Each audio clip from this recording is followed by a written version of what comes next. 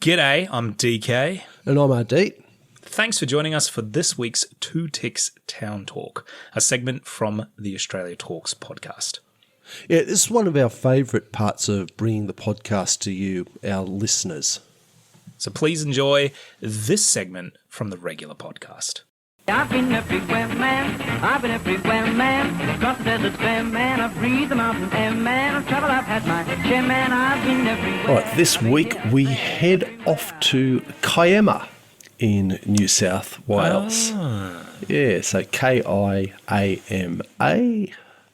Kilo Indigo Alpha Mike Alpha, New South Wales. It's a coastal town, 120 kilometres south of Sydney in the Illawarra region of New South Wales. Got a population of almost 15,000 and has a number of popular surfing beaches and caravan parks. And because it's so close to Sydney and Wollongong, makes an attractive destination for a lot of people just to pop down for the day or the weekend. So consequently, there's numerous cafes and restaurants throughout the town.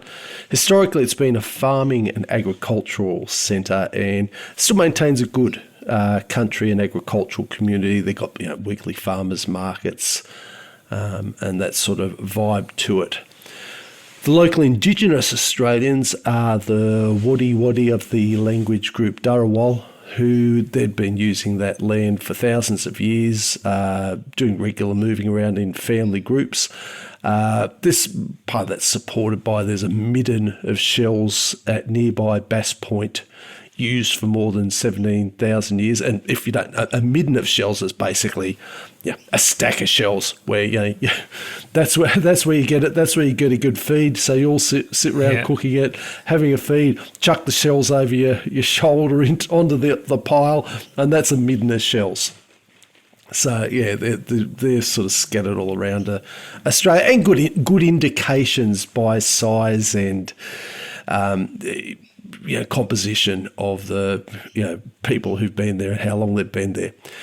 So there's also evidence of flourishing culture with intricate possum cloaks, a developed song and story cycle, and a deep understanding of the many plants of the rainforest.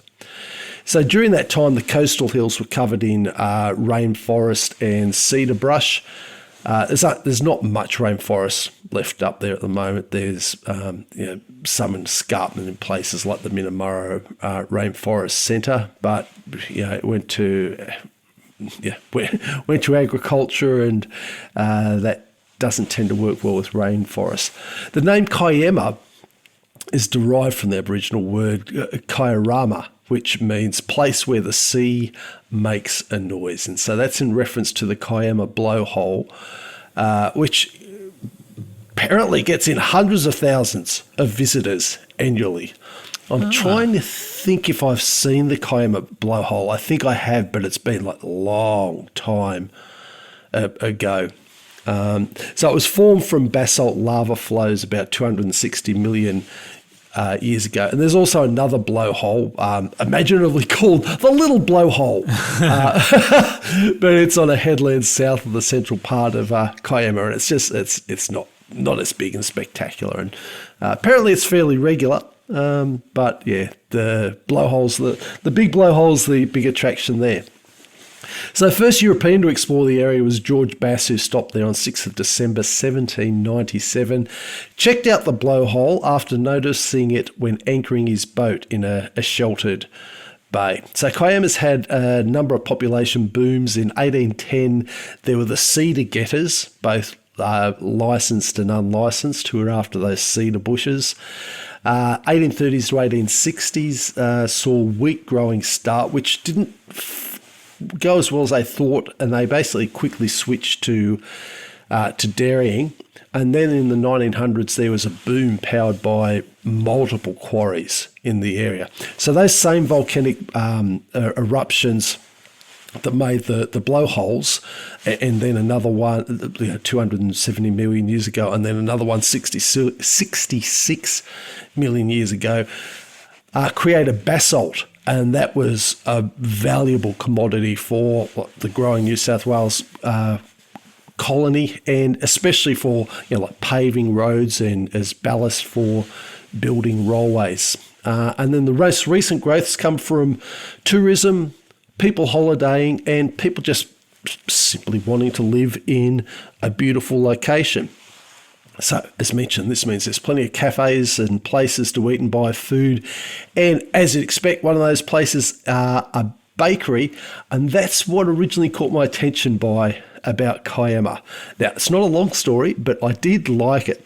So in the early 1970s, there a local baker called Les Warby, who noticed how many people were visiting Kiama and the surrounding areas during the weekend.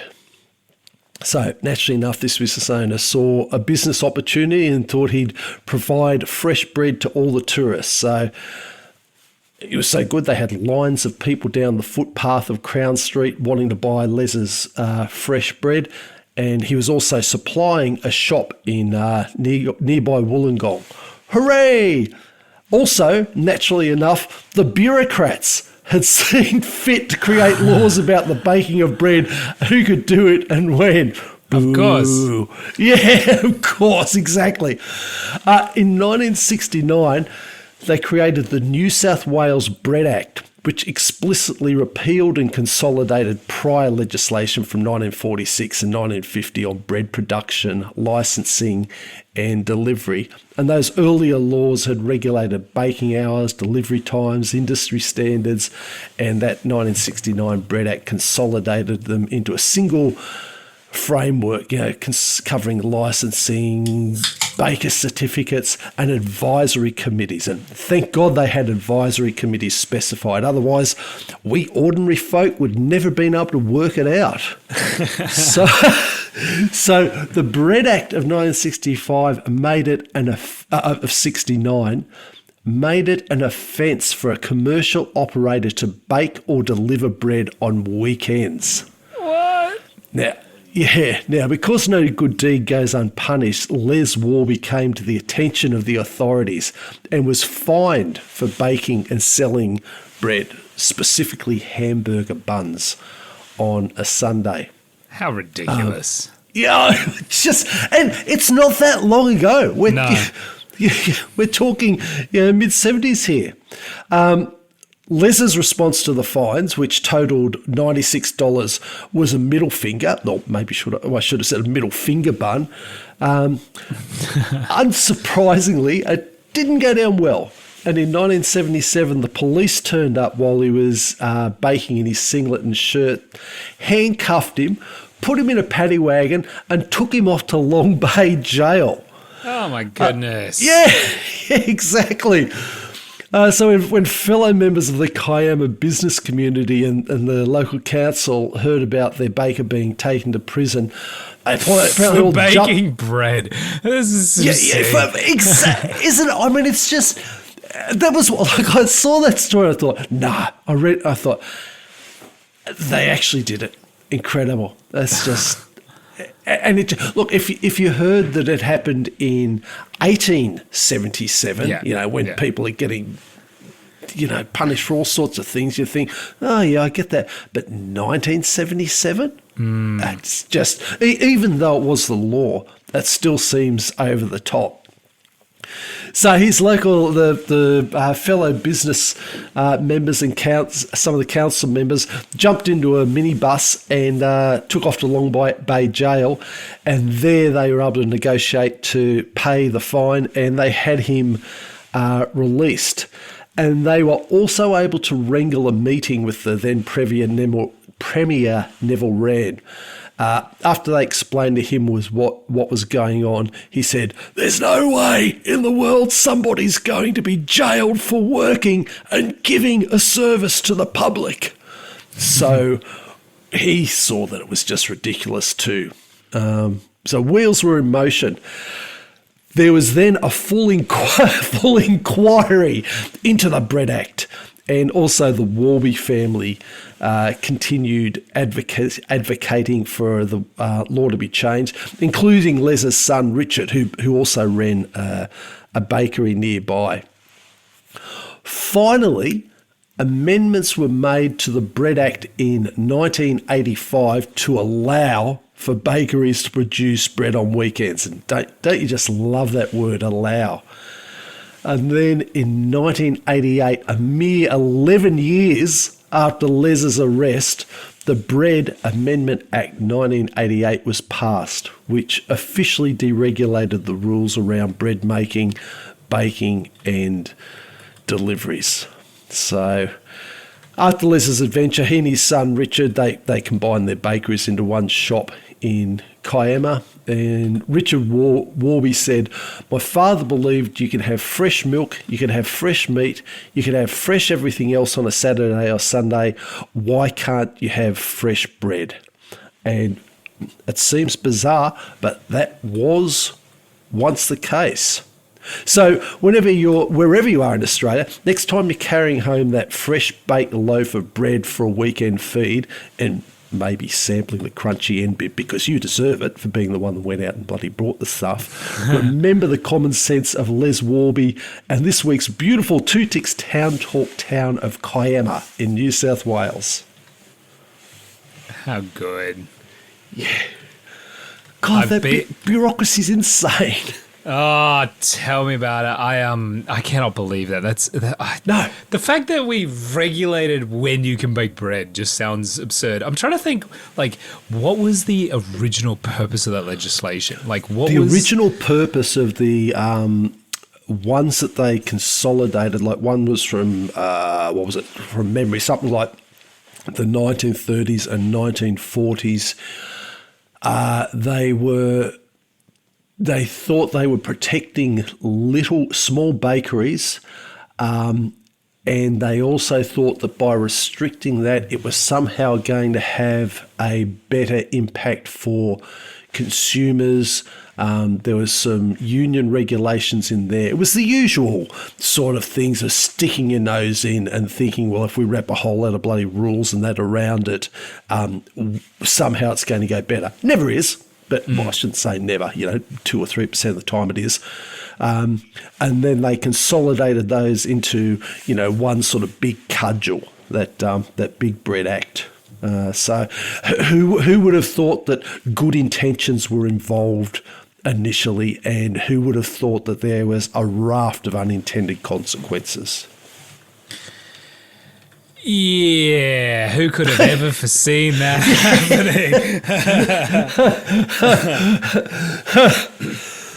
I have been through Kiama a number of times. I used to catch a train from Sydney to Nowra, which is a little bit south of there, a few times. And I have stopped in Kiama briefly. I think we probably went to a bakery to get a pie or something like that.